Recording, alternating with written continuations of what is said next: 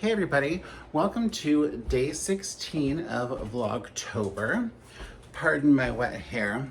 I just got done rinsing it so I could detangle it. So today we're going to be doing some keto baking. I'm super excited. So we're in the kitchen now and we are going to get started on doing some baking. I'm going to show you what we're doing. So let's check it out. So my mom found this brand on social media called Scotty's Everyday.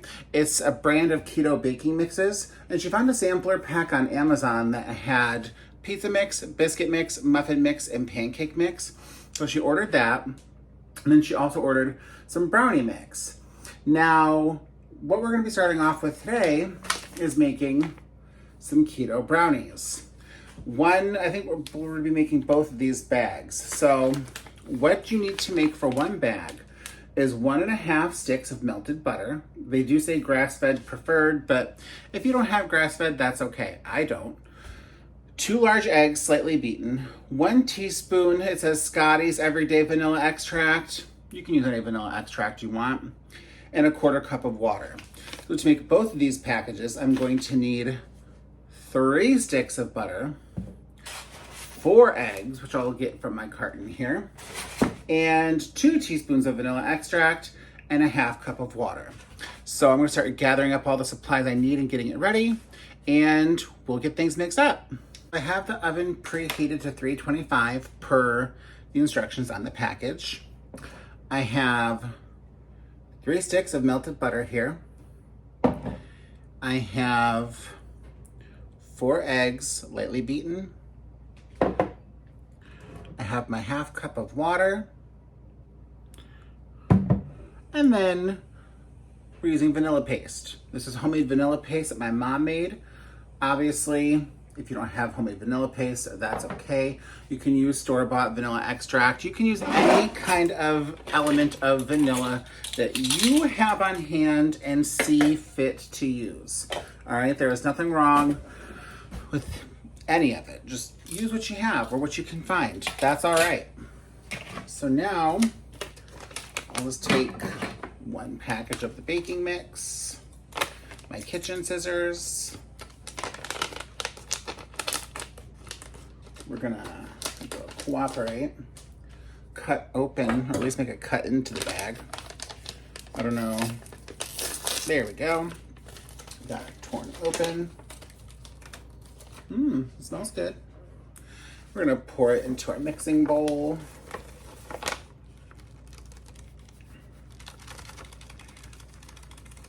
All right, we got all that into the bowl. And now, oh, we don't even need to cut. These are just easy tear. These are easy tear packages. Okay. Well, now I feel cool for getting the scissors out. Tear it open. Dump it in.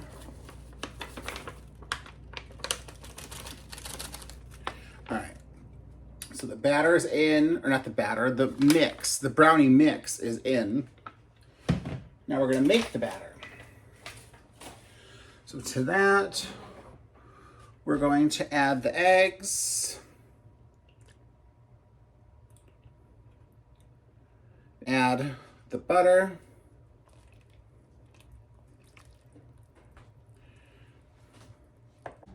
We'll add the water. And lastly, we are going to take a teaspoon and we will do the vanilla paste. We're gonna do 1 and 2. Now it's just to blend it on medium speed. And I just realized that I don't have the blender out. So I'll be right back with the blender. I just realized that I meant to say beaters, not blender. That being said, I'm gonna give this a try with my immersion blender and see how we can do with that. It says to mix it on medium speed, so I use this to make my keto chow shake, so I feel like it should be good. There's enough liquid in here, so let's give it a try. I'm just kind of trying to mix it up as best as I can. I don't know if this is really working. I mean, I use it to make, like I said, my keto chow. I use it to make carnivore mayonnaise. Oh, it's working. Okay. I just have to move it around. Give it a break for a minute, let it rest, because I think it might be a little bit thicker than what it's used to doing, but that's okay. We're getting it all mixed up here.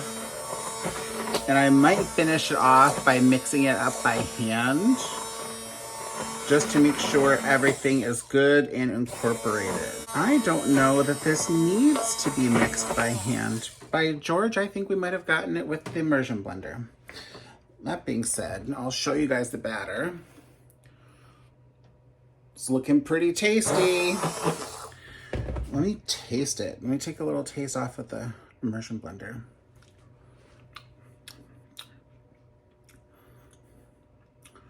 Oh my gosh.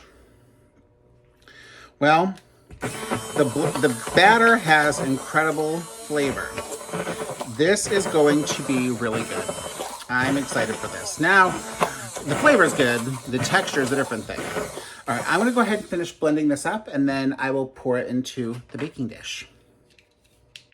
Okay, so I finished making it by hand, or mixing it by hand. There was still a little bit of brownie mix that wasn't fully incorporated, but we're all good now. So now the package calls for using an 8x8 baking dish. I'm using a 9x9 baking dish instead, since we're making a double batch.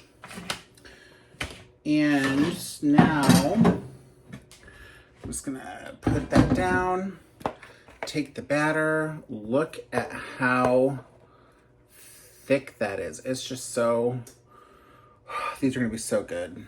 I can just tell you already. The frosting tastes a bit like chocolate pudding. And when I say a bit, like a lot. It tastes a lot like chocolate pudding. So I'm just gonna start putting the batter into the baking dish. Just kind of plopping it all in there as best as I can. Perfect. All right, we're almost there. And now I'm just gonna spread it around in the pan as best as I can.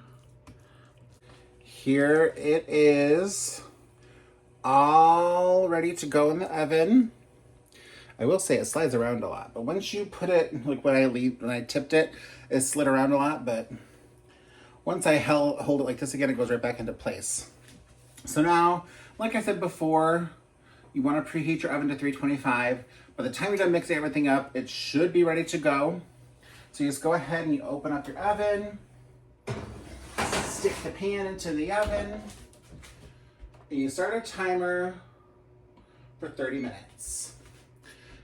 So we're gonna let those cook for 30 minutes and we'll see how they turn out when they're done. So I will see you in 30 minutes. It took closer to 35 minutes, but the brownies are done. I'm gonna show you what the final product looks like in the pan.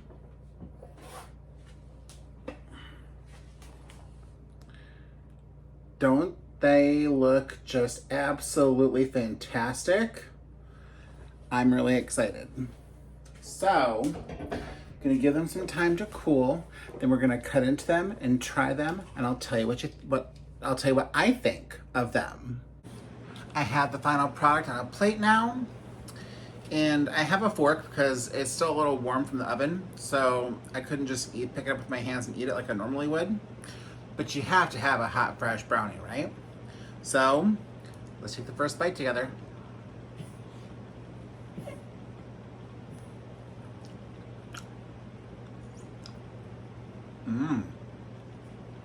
That's good. It's very thick.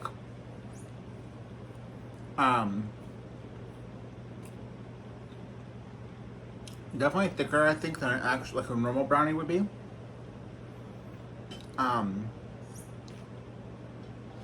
But really good. The chocolate flavor is not as sweet as, say, like a Betty Crocker brownie.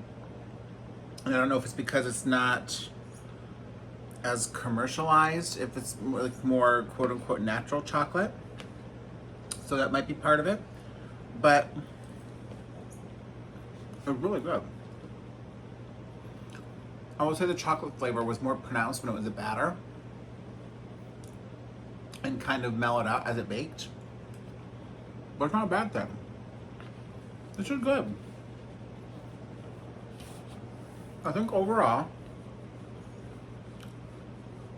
I would give this an 8.5 out of 10. Just because I think it could be a little chocolatier after it comes out of the oven. But it's still good. If you're looking for a keto brownie, Scotty's Everyday Brownie Mix does the trick and it's really good. I would definitely recommend it. You can find it on Amazon. So just give it a search. And actually, you know what? I'll put a link to it in the description box. As you all know, at this point, I'm such a minuscule channel. It's not any kind of affiliate link or sponsored link, anything like that. Just something I'm genuinely trying. I figure if you want to try it too, I'll let you, I'll make it easy for you. So that's it for today for Vlogtober Day 16.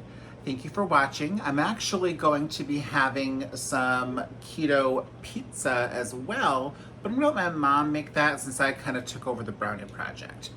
Anyway, thank you so much for watching. If you guys are new, please consider subscribing and giving the video a like. Tell me your favorite low carb treat if you're on a low carb keto diet. Maybe I'll try them out sometime here on camera. Anyway, once again, thank you for watching and I'll see you guys tomorrow. Bye.